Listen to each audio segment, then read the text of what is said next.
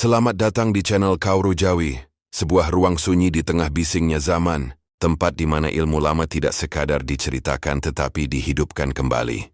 Di sini kita menyelami ajaran leluhur yang diwariskan turun-temurun, karena dalam setiap tanggal lahir, dalam setiap pasaran, dalam setiap tanda alam namun bisa dirasakan oleh jiwa, Kauru Jawi percaya bahwa yang kuno belum tentu usang, yang tradisi belum tentu tertinggal, dan yang diwariskan leluhur bukan untuk ditakuti tetapi untuk dipahami, dijaga dan dihormati. Maka duduklah dengan tenang, buka rasa, buka pikir, dan biarkan setiap kata yang hadir menjadi cermin bagi perjalanan hidup panjenengan. Pernahkah panjenengan bertemu seseorang yang kehadirannya begitu kuat hingga membuat bulu kuduk berdiri tanpa sebab? Meski ia tidak mengucapkan sepatah kata pun, ada aura yang sulit dijelaskan, seolah ia membawa bayangan dari alam lain. Saat getaran gaib memuncak dan batas antara manusia serta makhluk halus menipis hanya setipis sehelai rambut. Pada waktu inilah banyak hal tak kasat mata mulai menunjukkan tanda-tandanya. Orang Jawa percaya ada hari-hari tertentu ketika pintu langit sedikit terbuka. Saat itu arus energi halus memancar lebih kuat, suara-suara yang biasanya tak terdengar mulai menembus kesadaran, dan mimpi-mimpi menjadi peringatan. Dari sekian banyak hari dalam penanggalan Jawa, Kliwon dianggap sebagai puncak kekuatan itu. Kliwon bukan sekadar pasaran. Ia adalah simpul energi. Titik ketika getaran alam, semesta mencapai gelombang yang bisa dirasakan oleh siapapun yang peka. Banyak orang lahir di weton lain membawa rezeki, keberuntungan, atau kecerdasan, tapi Kliwon membawa sesuatu yang berbeda, karisma gaib. Ada orang yang ketika berjalan lewat, ayam mendadak diam. Ada orang yang saat marah, lampu-lampu berkedip. Ada orang yang saat tidur, mimpinya tembus kejadian esok hari. Mereka tidak memintanya, mereka lahir bersamanya. Dan dalam catatan para sesepuh, mereka yang lahir pada hari Kliwon sering menjadi pusat perhatian tak terlihat. Entah dijaga, dituntun, atau dia mati. Namun benarkah Kliwon sekuat itu? Benarkah kisah-kisah yang diturunkan, turun-temurun sejak zaman, kerajaan sampai era modern masih berlaku? Malam ini kita akan menelusuri 5 bab perjalanan gaib weton Kliwon, dibumbui kisah nyata, legenda, dan pengalaman spiritual yang jarang diceritakan. Bersiaplah, karena semakin dalam kita masuk, semakin tipis batas antara cerita dan kenyataan. Sebelum kita lanjut lebih dalam, saya ingin mengajak panjenengan semua untuk klik tombol subscribe agar kita selalu terhubung dalam perjalanan spiritual ini. Semoga sedulur semua yang menonton hari ini senantiasa diberikan kesehatan lahir dan batin, dijauhkan dari segala bala dan mara bahaya, serta dilimpahkan rezeki yang barokah tanpa putus. Amin ya rabbal alamin. Tulis di kolom komentar dari kota mana panjenengan berasal, biar saya bisa kirimkan doa khusus dari sini untuk sedulur semua. Dan sekarang mari bahas weton Kliwon, jejak gaib sang penjaga. Dimensi gelap tak semua manusia sanggup menahan energinya. Siap. Mari lanjut. Dalam tradisi Jawa kuno, Kliwon bukan hanya pasaran, tetapi sebuah malam ketika udara terasa lebih berat, lebih sunyi, dan lebih mudah diisi oleh hal-hal yang tidak terlihat. Itulah sebabnya banyak sesepuh menyebut kelahiran pada hari Kliwon sebagai warisan malam wingit, sebuah garis tak kasat mata yang menghubungkan bayi dengan para leluhur yang telah mendahului. Panjenengan mungkin pernah mendengar ucapan para orang tua. Anak lahir Kliwon kuwi dijogo leluhur, ono sing mlebu bareng ambekan kapisane. Artinya sejak napas pertama, ada energi yang ikut masuk. Entah berupa restu, perlindungan, atau jejak dari masa yang sangat lama. Mereka yang lahir, Kliwon biasanya membawa ciri khas yang tidak selalu bisa dijelaskan lewat logika. Sejak kecil mereka cenderung pendiam, banyak memperhatikan, dan memiliki tatapan mata yang membuat orang merasa sedang diintip perasaannya. Tatapan itu bukan menakutkan, tetapi dalam seperti seseorang yang tanpa sadar bisa menembus lapisan yang tidak terlihat oleh orang lain. Di sebuah desa di Gunung Kidul, terdapat sebuah kisah yang sering diceritakan ulang dari generasi ke generasi. Kisah tentang seorang anak bernama Raka, lahir tepat pada Jumat Kliwon, sebuah kombinasi hari yang dianggap memiliki getaran gaib paling kuat dalam kalender Jawa. Sejak berumur 5 tahun, Raka memiliki kebiasaan aneh. Duduk diam di teras rumah menjelang maghrib. Esok duduk tanpa banyak bergerak, menatap bukit gelap di kejauhan seolah ada sesuatu yang sedang dia tunggu. Suatu sore ibunya menghampiri dan bertanya pelan, Rak, kuendelok apa tohle? Raka menoleh sebentar lalu kembali memandang ke arah bukit. Jawabannya singkat namun cukup membuat ibunya merinding. Ono sing njogo aku nang kono. Tuer, matanya abang. Ada yang menjaga aku di sana. Ia tinggi dan matanya merah. Ibunya mencoba menganggap itu hanya imajinasi seorang anak kecil. Lagi pula siapa anak yang tidak punya dunia fantasinya sendiri. Namun semakin Raka tumbuh, semakin sering ia mengucapkan hal-hal yang tidak seharusnya diketahui seorang bocah. Puncaknya terjadi pada suatu malam ketika listrik mendadak padam. Rumah menjadi gelap total, hanya ditemani suara jangkrik dan desis angin. Namun di tengah gelap itu, Raka berdiri dari tidurnya dan berjalan keluar rumah tanpa sedikit pun rasa takut. Ia menatap ke arah jalan depan rumah sambil berkata pelan, tetapi jelas didengar semua orang, Wisteka sudah datang. Sesaat setelah itu lampu-lampu menyala kembali. Tetapi keanehan tidak berhenti di sana. Seluruh perabot kayu di ruang tengah meja, kursi, bahkan lemari kecil, bergeser beberapa sentimeter, seperti didorong oleh tangan besar yang tak terlihat. Keluarga Raka gemetar. Mereka akhirnya memanggil seorang sesepuh desa untuk meminta penjelasan. Sang sesepuh hanya memejamkan mata sebentar seakan membaca sesuatu yang tidak kasat mata, kemudian berkata dengan suara pelan namun tegas, "Anak Kliwon kuing gawalawang. Sopo wae sing ngendelok teweke isom lebu. Becikopo ala gumantung atilang garis leluhure." Anak Kliwon itu membawa pintu. Siapapun yang melihatnya bisa masuk. Baik atau buruk tergantung hatinya dan garis leluhurnya. Kata-kata itu menggantung di udara, meninggalkan rasa dingin di tulang belakang. Sejak saat itu, keluarga Raka mulai mengerti bahwa anaknya bukan sekadar anak biasa. Ia membawa sesuatu yang lebih tua dari usianya, lebih dalam dari pemahamannya, dan lebih kuat dari tubuh kecilnya. Sesuatu yang disebut para tetua sebagai warisan malam wingit, warisan yang tidak semua orang siap untuk menanggungnya. Namun itulah takdir mereka yang lahir pada Kliwon, menjadi jembatan antara dua dunia, dijaga sekaligus diawasi oleh kekuatan yang tak terlihat. Dan perjalanan mereka biasanya baru dimulai di usia yang sangat dini. Dalam dunia kejawen tubuh manusia bukan sekadar wadah dari daging dan tulang. Ia adalah peta rahasia yang membawa jejak leluhur, garis takdir, dan isyarat alam gaib. Tidak heran jika orang yang lahir pada hari Kliwon sering memiliki tanda-tanda lahir yang berbeda dari kebanyakan orang. Ada yang memiliki garis di telapak tangan membentuk huruf tertentu.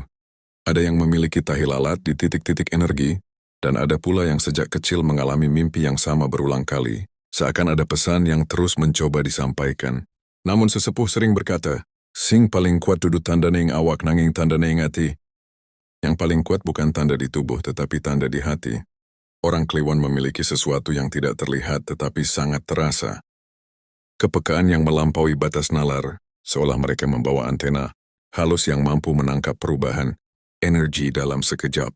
Ketika berada di sebuah ruangan, mereka bisa langsung merasakan apakah tempat itu aman atau sedang menyimpan sesuatu yang tersembunyi. Mereka dapat membedakan mana niat baik dan mana niat buruk, bahkan sebelum seseorang berbicara atau menunjukkan sikap. Bagi sebagian orang ini terlihat seperti kemampuan membaca pikiran, padahal sebenarnya itu adalah radar batin di sebuah anugerah yang turun dari malam, kelahiran Kliwon. Di dalam diri mereka, ada ruang sunyi yang terhubung dengan frekuensi alam gaib, membuat mereka peka terhadap tanda-tanda yang hampir tidak disadari orang lain. Dalam catatan Jawa kuno, kemampuan ini disebut panggraita, yaitu intuisi naluriah yang tidak perlu dipelajari, tidak perlu dilatih, dan tidak semua orang memilikinya.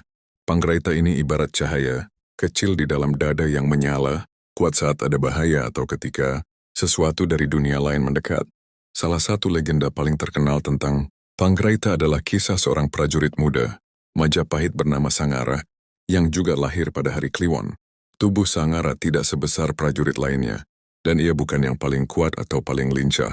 Namun ia memiliki satu kemampuan yang membuat banyak panglima menaruh hormat. Ia dapat merasakan serangan sebelum musuh muncul. Dalam sebuah catatan babat lama, tertulis bahwa pada suatu malam ketika pasukan Majapahit beristirahat di tepi hutan, Sangara tiba-tiba bangun dari tidurnya dengan wajah pucat. Ia menghampiri panglimanya dan berkata, "Ana sing nyedaki, paman. Ora katon, nanging atiku kayak dicekel tangan kademen.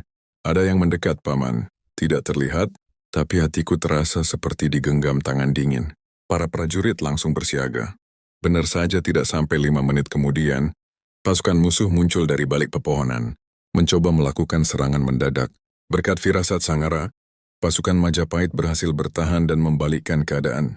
Cerita seperti ini bukan sekali dua kali muncul dalam babat kuno.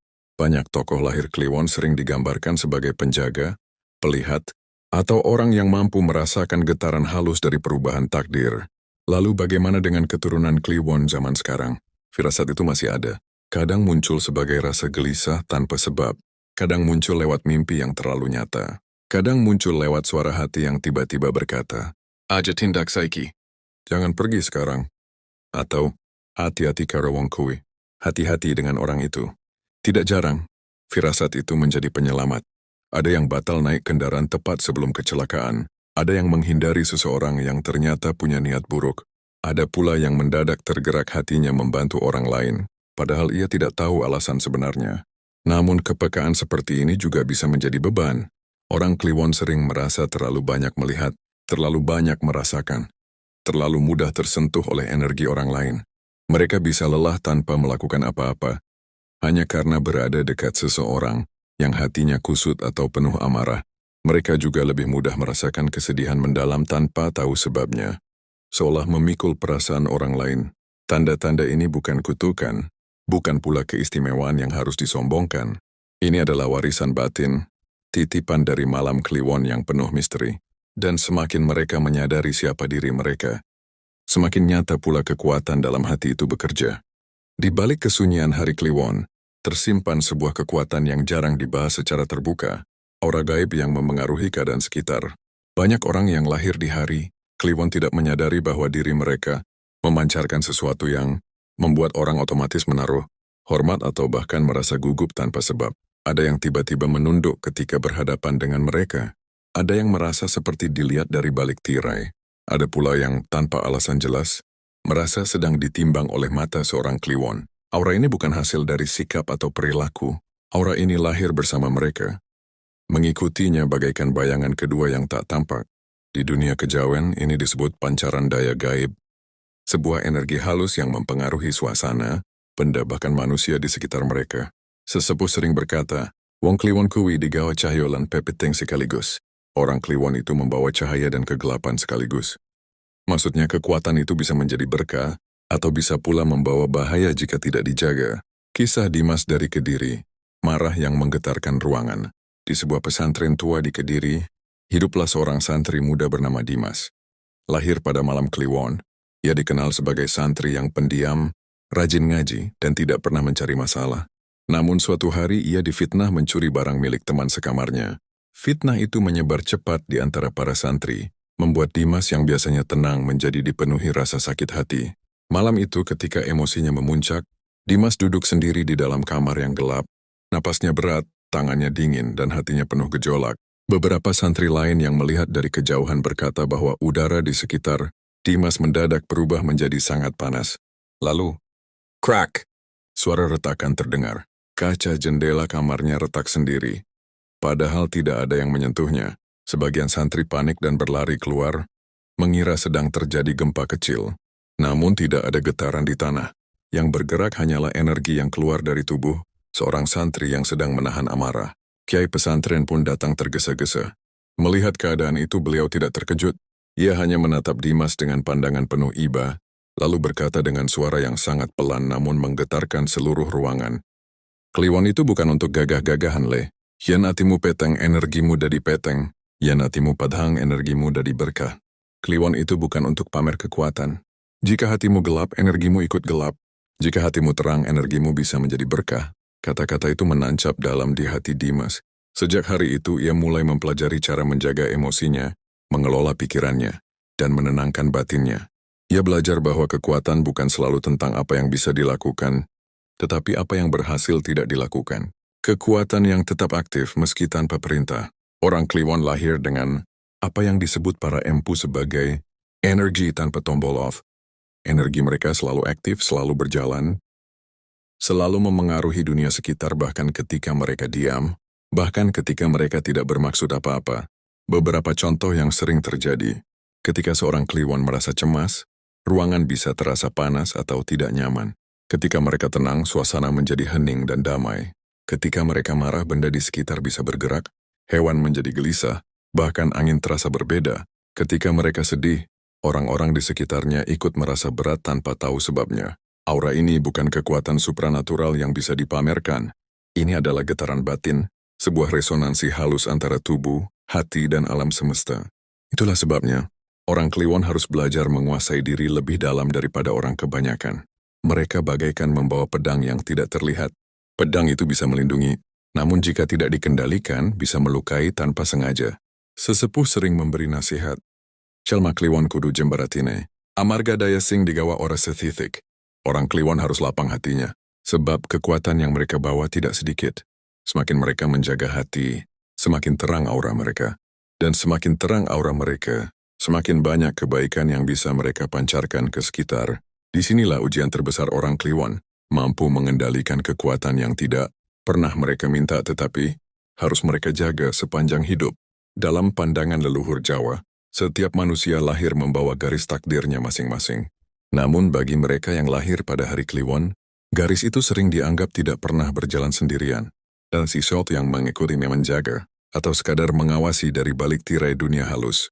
Keberadaan itu tidak selalu berbentuk makhluk menakutkan seperti yang dibayangkan banyak orang. Sebaliknya, ia bisa berupa roh leluhur yang masih memiliki ikatan batin, penunggu tanah kelahiran, atau energi kuno yang tertarik pada cahaya batin sang bayi. Sejak berabad-abad masyarakat Jawa percaya bahwa hari Kliwon adalah waktu ketika gerbang antara alam nyata dan alam gaib sangat tipis.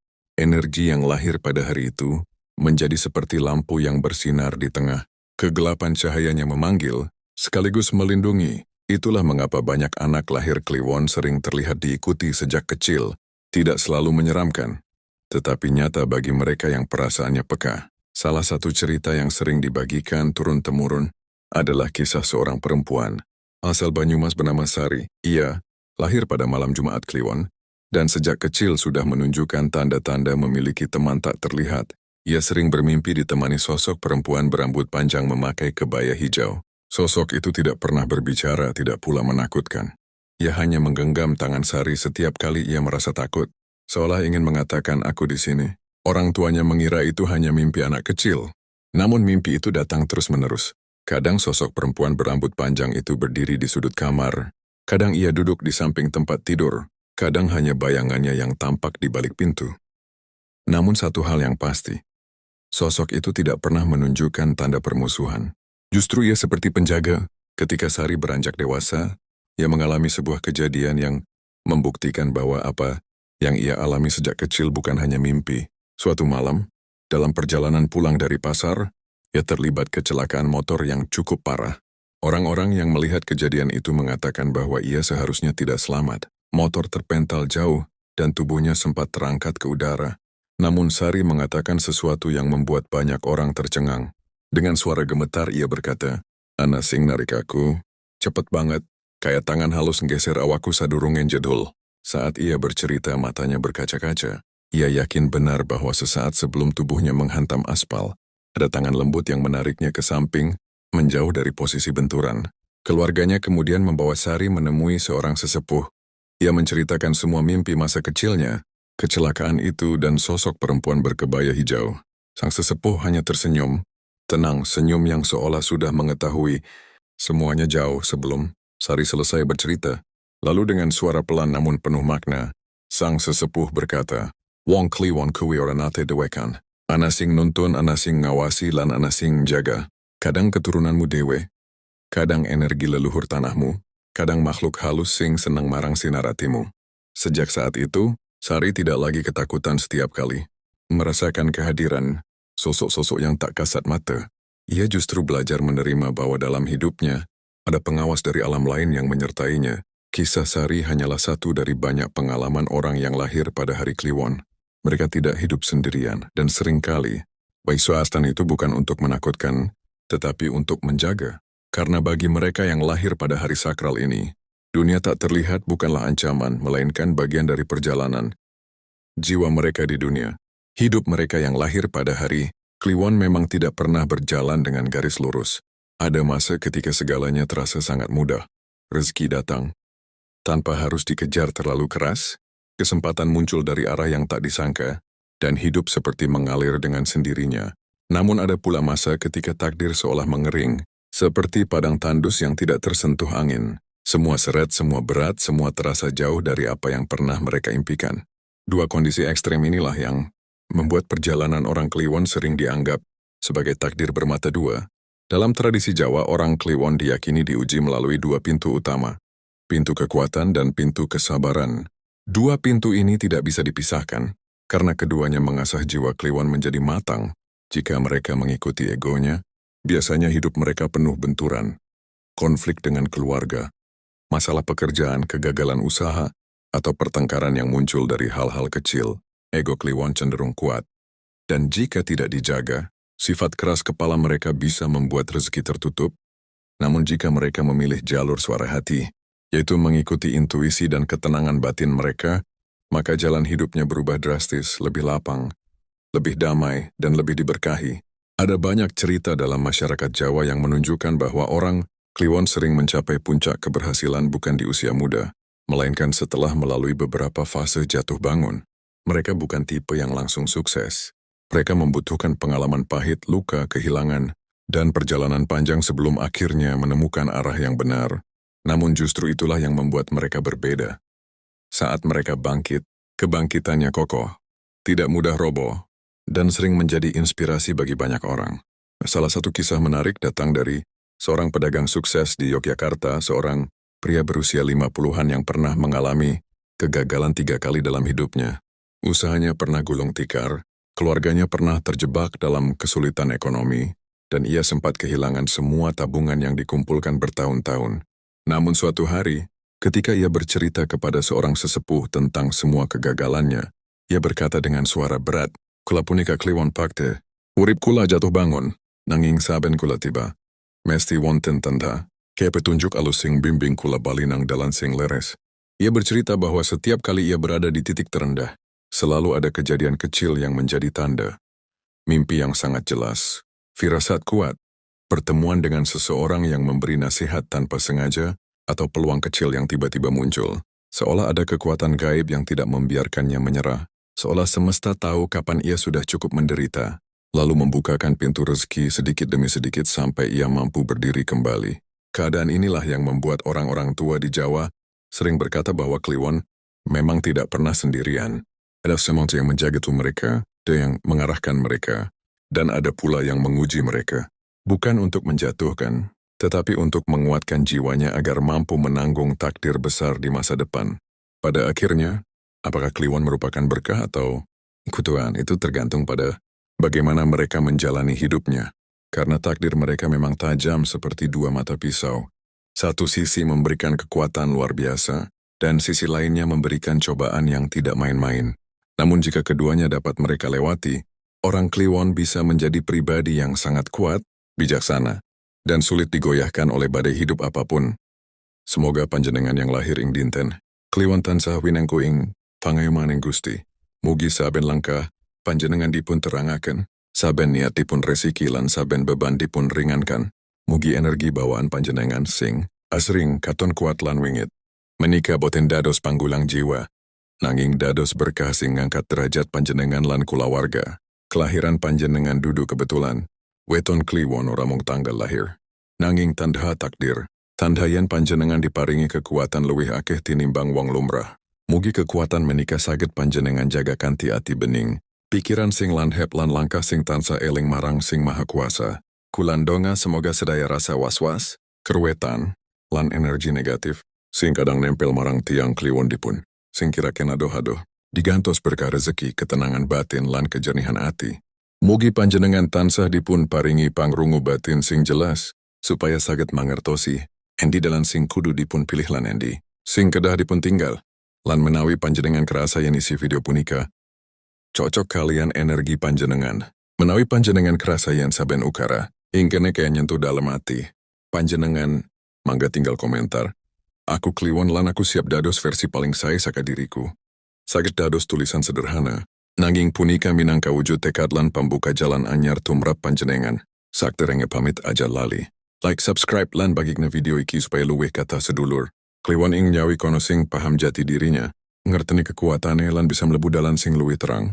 Damai kanggo atimu, terang kanggo saben langkahmu. Mugi Gusti tansah ngelindungi panjenengan. Sampai bertemu di narasi berikutnya.